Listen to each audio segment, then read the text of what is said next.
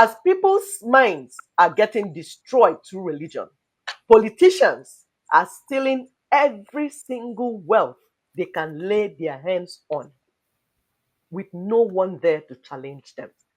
That's the next video we're going to play. You will look at it by yourself, you will see.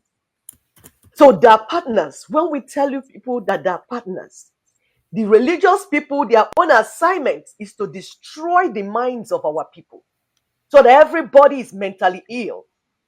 We will give you the symptoms as we continue. Why they're doing that? The politicians are stealing. As they steal, because they will share with the religious traditional misrulers. So let's continue, please. Thank you. There are few like me that are not. All the people who are in this country, they make government money. This one never got government money. They stole government money. Everybody you see today who say they are billionaires, they have this, they have that. In 1997, 98, they are nowhere. Zero. Ask them. Zero. You know, you don't want to get angry. Any day I get angry, I will call my names. We were there last night. I told you, I said, stop using of dollar. Let us see how they will. Because they have no business. Let them stop using of dollar. They are stealing money and changing to dollars. They pack dollars in their house. How can the economy be well? It's not possible. Enrique. So this is pathetic.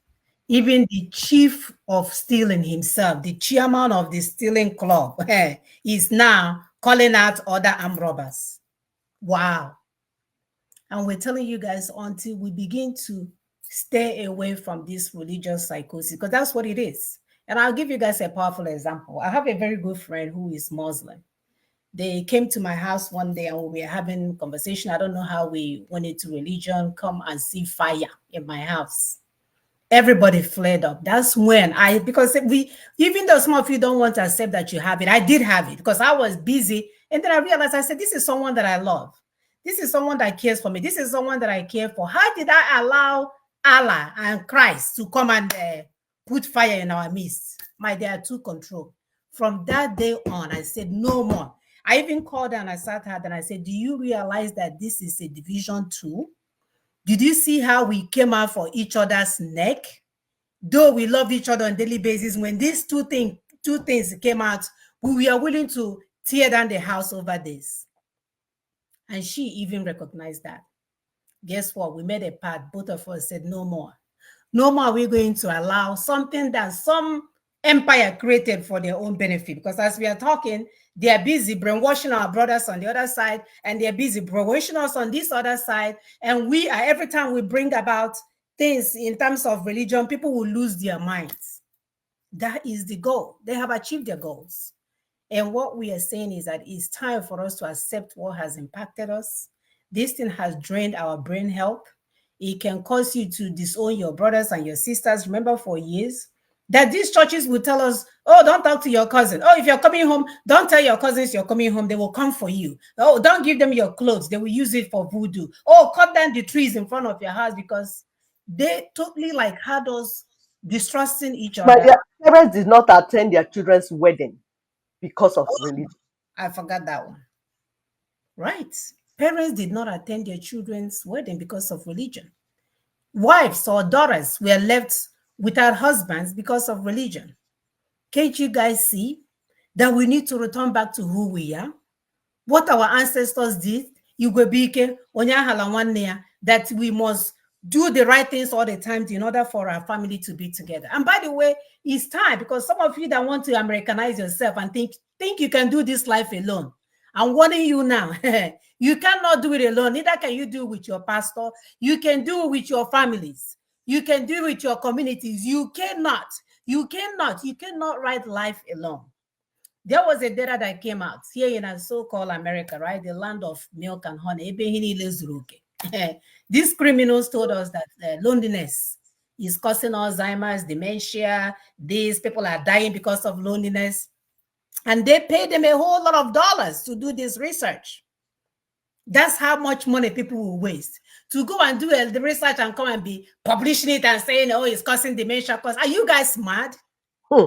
Did God created us to be lonely in the first place? Mm-mm. You guys set this up. You set up this mess in the name of your democracy and your whatever you guys are doing. You set this me, myself, and I agenda up. And now people are unaliving themselves. There's a commercial running here every 15 minutes. Oh, call your neighbor every 15 minutes. People are unaliving themselves. Oh, it's time that you check on your neighbor. Get to know your neighbor's name. Well, you guys told us your neighbors is your enemies, or your neighbors are your enemies. Psychosis, yo, psychosis. If you drop religion, I was telling someone the other day about this social. I called somewhere and they were like, oh, what is your name? What is your data? What is your religion? I said, I don't have religion. Say, by the way, if I'm about anything, say it's love. Say my language is love. I will love everybody that I see that comes my way. So if we begin to think from that realm, that is no longer religion, it's no longer, oh, Jesus Christ, and then one day more. Just be a nice person Sunday through Sunday. Do unto others like you like to be done to you Sunday through Sunday. Love one another. My sister gave me a good example the other day. She said, even if you have a neighbor, you went to the market, you left your clothes outside, it's raining, your neighbor wasn't there, you didn't even know they are not home, but you looked around and you know nobody's coming for that clothes, and you run outside and get that clothes and put it away for that neighbor to come home. And when they come, because you know you don't want them to be anxious that somebody stole it, you immediately run up to them and say, brother, sister, I got your clothes for you. That's what our ancestors did. Hmm? But if you are barbering through the night, ba ba ba ba ba ba ba, oh,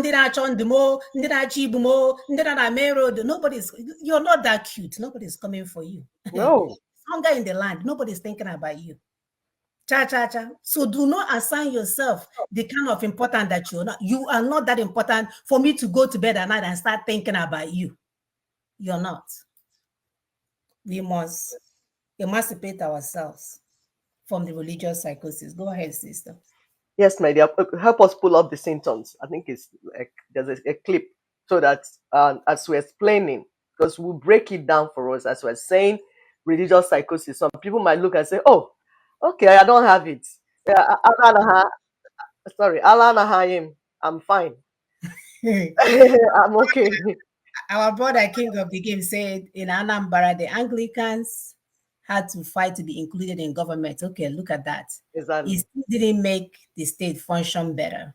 Hmm. And then he went further to say the churches are polling units. The Yes. religious leaders rig them for those who pay them the most. Most. Yes, Exactly.